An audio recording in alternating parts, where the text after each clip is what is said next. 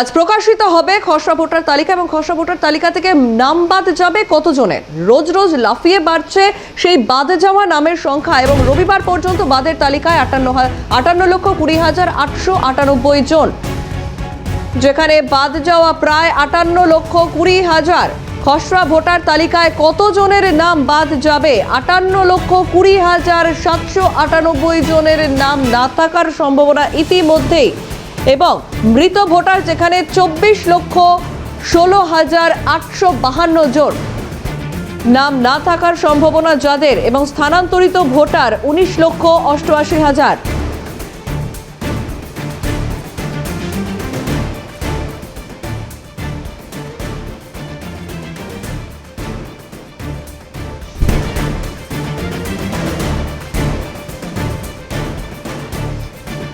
আমাদের সঙ্গে দুই প্রতিনিধি রয়েছেন। আমাদের সঙ্গে রয়েছেন রমেন মহিষাদল থেকে, অন্যদিকে শামীম রয়েছেন হাসনাবাদ থেকে। প্রথমেই রমেনের কাছে আসবো। রমেন, আজকে খসড়া ভোটার তালিকা প্রকাশের দিন এবং সেখানে অনলাইন এবং অফলাইন দু জায়গাতে এই ভোটার তালিকা দেখা যাবে, আর কি কিভাবে দেখা যেতে পারে সে বিষয়ে যদি দর্শকদের একটু জানাও। এবং ইতিমধ্যেই কিন্তু একাধিক নামও বাদ পড়েছে এই খসড়া ভোটার তালিকা থেকে।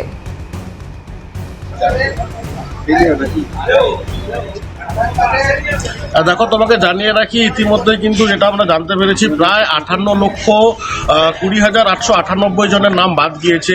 এর মধ্যে কিন্তু পূর্ব মেদিনীপুর জেলায়, যেটা আমরা প্রশাসনিক সূত্রে জানতে পেরেছি, প্রায় 1,41,000 নাম বাদ গিয়েছে। এবং আজকে এই খসড়া লিস্ট প্রকাশিত হবে 12:30 নাগাদ, এবং এই যে লিস্ট বেরোবে সেই লিস্ট কিন্তু সমস্ত বিএলওদেরকে যেমন দেওয়া হবে, ঠিক সেরকমইভাবে যে সমস্ত রাজনৈতিক দল রয়েছে সেই সমস্ত রাজনৈতিক দলের হাতেও কিন্তু এই খসড়া লিস্ট তুলে দেওয়া হবে, এমনটাই আমরা প্রশাসনিক সূত্রে জানতে পেরেছি। এবং সেই সঙ্গে ডিএম অফিসে এবং বিডিও অফিসে এই লিস্ট টাঙানোও হবে। এবং আমাদের সঙ্গে এই মুহূর্তে রয়েছে আমাদের মহিষাদলের কিছু সাধারণ মানুষের আমরা জানতে চাইছি। বলছি দাদা, এই যে একটা প্রচুর পরিমাণে একটা নাম বাদ যাচ্ছে এই ভোটার লিস্টে নতুন আছে, কি বলবেন এই বিষয়টা? দেখুন, এটা বাদ গেছে কোনো টেকনিক্যাল বা কোনো কারণে কিছু মানুষের নাম আবার অ্যাড হবে। 1 মাস টাইম আছে, তার মধ্যে অ্যাড হবে। শুনলাম তো বাদ যাবেই। আমরা যেমন শুনলাম ঠিক সেরকম আমি আরো একজনের কাছ থেকে শুনে নেব। বলছি দাদা, এই যে একটা প্রচুর পরিমাণে একটা নাম বাদ যাচ্ছে ভোটার লিস্টের থেকে, এমনকি আমাদের পূর্ব মেদিনীপুরে প্রায় 1,41,000, তার মধ্যে হলদিয়াতে সব থেকে বেশি, কি বলবেন? দেখুন, পূর্ব মেদিনীপুর জেলায় ডেভিড ভোটার সংশোধনী যে কাজ, এসআইআর যে কাজ ছিল, তাতে যে পরিমাণ ভোটার বাদ গেছে, আরও কিছু ভোটার বাদ যাওয়া উচিত ছিল। এই কারণে উচিত ছিল, মৃত ব্যক্তিদের নাম অটোমেটিক বাদ যাবে, যারা বহিরাগত, যারা এখানে থাকেন না, তাদের নাম বাদ যাবে। আরও কিছু মানুষকে প্রভোকেশন করে, মানে জোর করে কিছু মানুষের নাম তোলা হয়েছে। স্বাভাবিকভাবে আজকে যেহেতু 16ই ডিসেম্বর 2025 খসড়া ভোটার তালিকা প্রকাশিত হচ্ছে, সেখান থেকে দেখে নিয়ে যাদের প্রকৃতপক্ষে নাম থাকা উচিত তাদের নাম রাখার ব্যবস্থা করতে হবে প্রশাসনকে, নির্বাচন কমিশনকে সেই দায়িত্ব নিতে হবে। আর নতুন করে যাদের নাম থাকা উচিত নয় সে বিষয়টিও নিয়েও আমাদের নির্বাচন কমিশন বা ব্লক স্তরে বিভিন্ন সারা জেলায় যে সমস্ত ব্লক প্রশাসন এই নির্বাচনী দায়িত্বে আছেন, তাদের সেই বিষয়টি যত্ন সহকারে করতে হবে। এই কারণেই, আর যাতে করে পরিচ্ছন্ন ভোটার তালিকা পূর্ব মেদিনীপুর জেলায় প্রকাশিত হয়। বলছি দাদা, এই যে নতুন ভোটার লিস্ট আসছে, এতে কি কোনো রকম আশঙ্কা প্রকাশ করছেন যে নাম লিস্টে থাকবে কি থাকবে? একবারই রমেন, তুমি সঙ্গে থাকো, আমি আবারও ফিরবো তোমার কাছে। অন্য আরেক প্রতিনিধি রয়েছেন শামীম মোল্লা হাসনাবাদ থেকে, এবং আমাদের সঙ্গে আরও এক প্রতিনিধি রয়েছেন বাসন্তী থেকে হরিপদ মণ্ডল। আমি শামীমের কাছে প্রথমেই আসবো। শামীম, আজকে খসড়া ভোটার তালিকা প্রকাশের দিন এবং আজকে মঙ্গলবার 16ই ডিসেম্বর, কি বলছেন সাধারণ মানুষ এই গোটা বিষয় নিয়ে? তাদের নাম রাখার ব্যবস্থা করতে হবে প্রশাসনকে, নির্বাচন কমিশনকে সেই দায়িত্ব নিতে হবে। আর নতুন করে যাদের নাম থাকা উচিত নয় সে বিষয়টিও নিয়ে। দেখো, তোমাকে জানিয়ে রাখবো, ভোটার তালিকায় খসড়া তালিকা আজ দুপুর 12:30 নাগাদ প্রকাশিত হবে, এবং তার মধ্যে উত্তর 24 পরগনা বহু সংখ্যক মানুষের ভোটার তালিকায় নাম বাদ পড়ে যেতে পারেন বলে আশঙ্কা করা হচ্ছে, এবং তার মধ্যে বসিরহাট অন্যতম। এই মুহূর্তে বসিরহাটের হাসনাবাদের তালপুকুর এলাকার মানুষজন রয়েছেন, তাদের সঙ্গে একটু কথা বলার চেষ্টা করব, তারা কি বলবেন আজকের এই বিষয়টা নিয়ে। আজকে এই যে খসড়া তালিকা প্রকাশিত হচ্ছে হবে আর কিছুক্ষণ পরেই, সাধারণ মানুষ হিসেবে আপনি কি বলবেন? মানুষ তো খুবই আতঙ্কগ্রস্তের মধ্যে, কারণ জানেন নির্বাচন কমিশন যেভাবে এক এক সময় এক এক রকম নিয়ম করছে, মানে আমরা ভীত সন্তুষ্ট গ্রামের মানুষ। কারণ বিএলওর এখন বলছে কাগজ আপনার প্রবলেম আছে, অনেকের বাবার নামে মিসম্যাচ আছে, অনেকের টাইটেলে মিসম্যাচ আছে, সেগুলো নিয়ে প্রচণ্ড সমস্যা বা চাপের মধ্যে। এই আমার পাড়ায় যেমন একজন আছে, বাবার নাম আব্দুল হামিদ গাজী, আব্দুল হামিদ মণ্ডল, কিন্তু তার দেখাচ্ছে বাবার অরিজিনাল নাম হামিদ মণ্ডল, হাকিম মণ্ডল, তার ভোটার কার্ডে আছে। সে তো মানে ভীত সন্তুষ্ট, সে দুদিন খায় না খেয়ে আছে, আর আমার কাছে এসে বলছে ভাই কি করব, কিভাবে সমস্যার সমাধান হয়।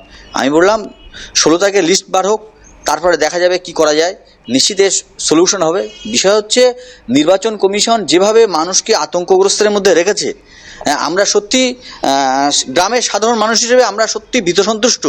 কারণ বিজেপি এবং নির্বাচন কমিশন যে তারা এজেন্ডা বিহারের মতো বাংলাতেও যে এজেন্ডা করছে, তাতে আমরা সত্যি আতঙ্কগ্রস্ত।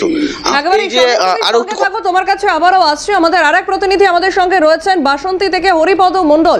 হরিপদর কাছে আসবো। হরিপদ, আজকে এই যে খসড়া ভোটার তালিকা তা প্রকাশের দিন, এবং বিগত 1 মাস ধরে আমরা দেখেছি এসআইআর নিয়ে যে পরিস্থিতি তৈরি হয়েছে, তা আজকের দিনটা তার জন্য যথেষ্ট গুরুত্ব রাখে। এবং আজকে এই অবস্থাতে সাধারণ মানুষ কি বলছেন, তাদের কি মতামত আজকের দিনটা নিয়ে?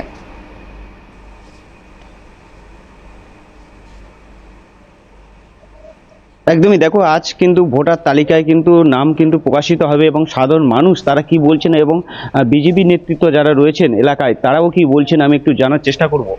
কি বলবেন দাদা, আজকে তো খসড়া তালিকার নাম প্রকাশিত হবে।